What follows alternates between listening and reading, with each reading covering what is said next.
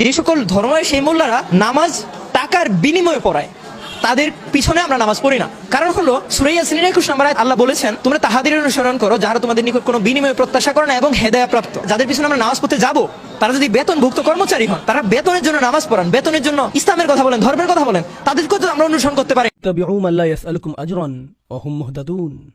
তাদের অনুসরণ করো যারা তোমাদের কাছে কোনো বিনিময় প্রত্যাশা করে না। এটাই সরল অনুবাদ। অনুসরণ করো যে তোমাদের কাছে কোনো বিনিময় চায় না। ওয়াহুম মুহতাদুন, আর তারা সরল পথে অঙ্গীকারবদ্ধ। মুসলিমরা কোরআনের যে ধারণাগুলোকে ভুল বুঝেছে, এটি তারই। কোরআন বলেছে যে তারা কোনো বিনিময় প্রত্যাশা করেনি। ভাই, আপনার প্রোগ্রামের জন্য কেন ফি নির্ধারণ করেছেন?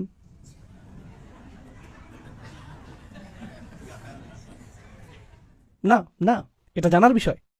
কোরআন আরো বলছে, ইয়াশতারুনা বিআয়াতিল্লাহি সামানান কলিলান, তারা আল্লাহর আয়াত বিক্রি করে সামান্য মূল্যের জন্য। নিজের জন্য আপনার লজ্জিত হওয়া উচিত।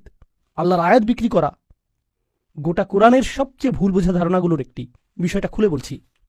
রাসূল সাল্লাল্লাহু আলাইহি ওয়াসাল্লাম মুসাব ইবনে উমাইরকে মদিনায় প্রেরণ করেছিলেন। জানেন আপনারা? মুসাব ইবনে উমাইর ছিলেন অত্যন্ত প্রতিভাবান তরুণ, যাকে মদিনায় প্রেরণ করা হয়েছিল কোরআন শিক্ষা দেওয়ার জন্য। তিনি ছিলেন অত্যন্ত ধনী পরিবারের সন্তান, কিন্তু তার পরিবার তাকে ত্যায্য করেছিল। এরপর তার পরিধানের বস্ত্রও ছিল না। বদরের যুদ্ধে তিনি শহীদ হলেন। কাফনের কাপড় দিয়ে যখন তার পা আবৃত করা হলো, মাথা উন্মুক্ত হয়ে গেল। আবার যখন মাথা আবৃত করার চেষ্টা করা হলো, পা উন্মুক্ত হয়ে গেল। রাসূল সাল্লাল্লাহু আলাইহি ওয়াসাল্লাম তাকে মদিনায় প্রেরণ করলেন কি শিক্ষা দেওয়ার জন্য? কোরআন। সকালের নাস্তার জন্য তিনি কি খাবেন? সূরা বাকারা। দুপুরে কি খাবেন? রাতে কি খাবেন?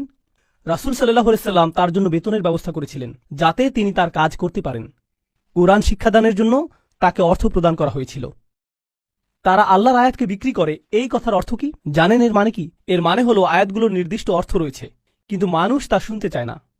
তো আপনি অর্থ পরিবর্তন করে দিলেন, আর মানুষ যা শুনতে চায় আপনি তাই বললেন, যার ফলে তারা আপনার প্রতি রাগান্বিত হবে না। আপনি মানুষকে এমন জবাব প্রদান করেন যা শুনে তারা ভালো বোধ করবে, আর তারা যা শুনতে ভালো বোধ করবে না সেগুলো আপনি এড়িয়ে গেলেন। এভাবেই তারা আপনাকে পছন্দ করতে থাকে, আর আপনি নিজের জনপ্রিয়তা ধরে রাখেন। এটাই সামান্য মূল্যে আয়াত বিক্রি করা।